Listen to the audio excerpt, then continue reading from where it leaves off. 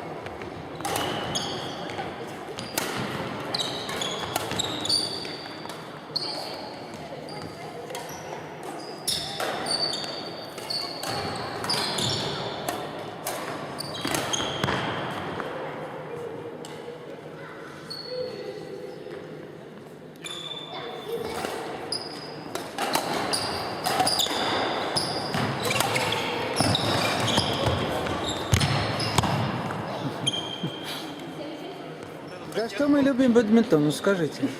Он выбирал так, что какой играл победитель чемпионата мира по бадминтону. Смотрел, что вот это, взял вот это. Это, наверное, нет, потому что сейчас эти все китайцы Ну, выигрывают. это там в каком-то... я не Китайцы знаю, ленингами играют. Ясно тогда. Это может быть это. Передаем привет. Чангвей. Наверное, в 9-м году. А еще кому? Маме, папе. Рене Кунгла. Вот он играет. Ну все. Маме, папе. Все, на пирог уже заработали. Воспитание.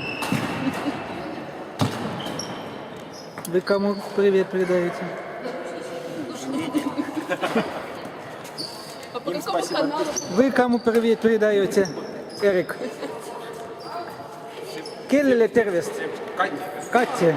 Аня пришла. Катя обалдела, все. Парень на парень.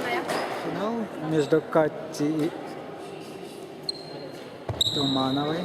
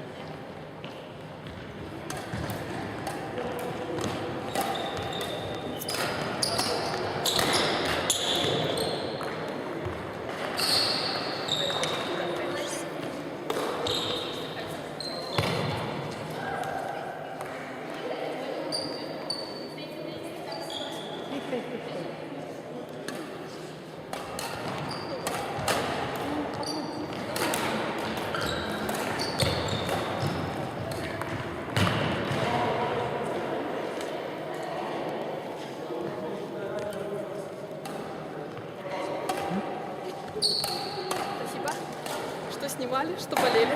Выиграла, да? Да. С каким счетом? 21-17. Поздравляю. Ну, в этот раз было сложнее. Почему? Ну да, я видел много ошибок, что ли. Ну и много ошибок, и Катя лучше играла сегодня. Да. Поэтому всем спасибо. До свидания.